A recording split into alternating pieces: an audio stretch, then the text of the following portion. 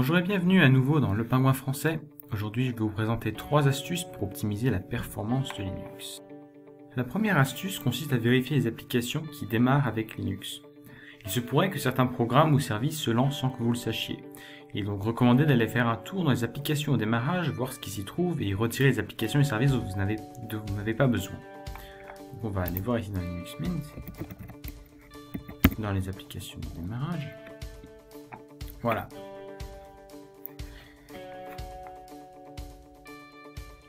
Ici par exemple, vous voyez support pour Nvidia Prime, ou ici en anglais. Moi par exemple, je n'ai pas de carte graphique Nvidia dans mon ordinateur, donc je peux en toute sécurité retirer ça.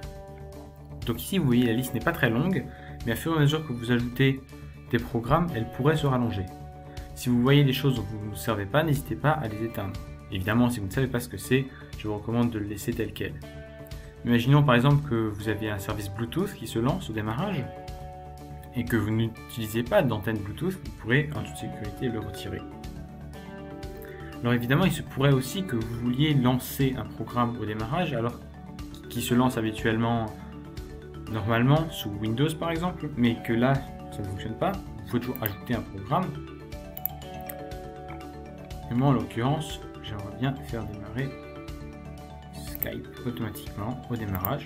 Voilà, j'ai ajouté l'application. De plus, si vous voulez avoir un délai sur le démarrage d'application, vous pouvez juste en choisir un et d'éditer.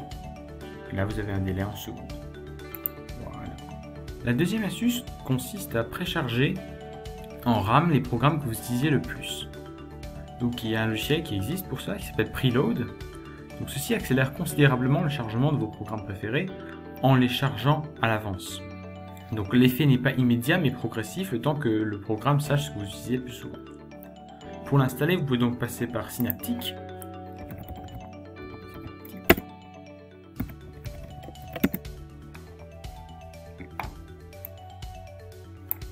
Le rechercher ici.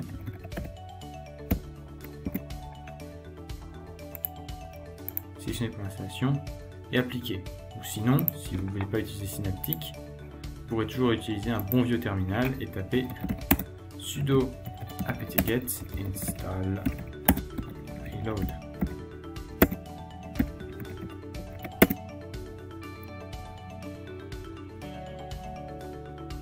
Et voilà, c'est fait. Donc ce programme a un certain impact sur la performance positif, mais ceci va uniquement impacter les programmes que vous utilisez le plus souvent.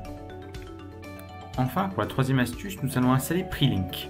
Prelink est un programme permettant d'intégrer les bibliothèques partagées dans l'exécutable du programme. Si vous n'avez pas compris cette dernière phrase, sachez simplement qu'il permet de considérablement améliorer le temps de démarrage du programme. Pour faire un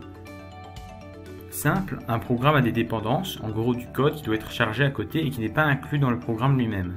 Ce code est appelé bibliothèque et est séparé car il peut être utilisé par un autre programme. On appelle cela des bibliothèques partagées. Le problème est que certains programmes ont beaucoup de bibliothèques à charger et cela prend du temps. Prelink intègre ces bibliothèques dans le programme lui-même pour ne pas avoir à systématiquement les charger à côté.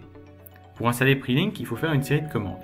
D'abord, commencez par installer le programme en lui-même. Donc on va faire cela dans un terminal.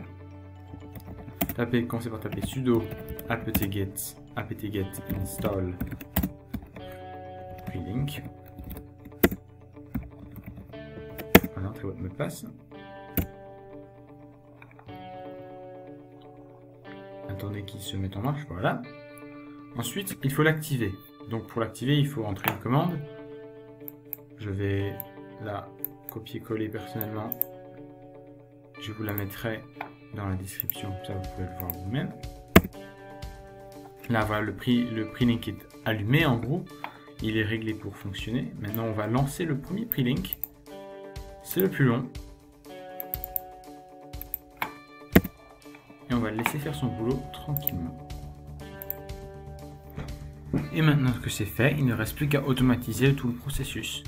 Donc en gros, quand je dis automatiser,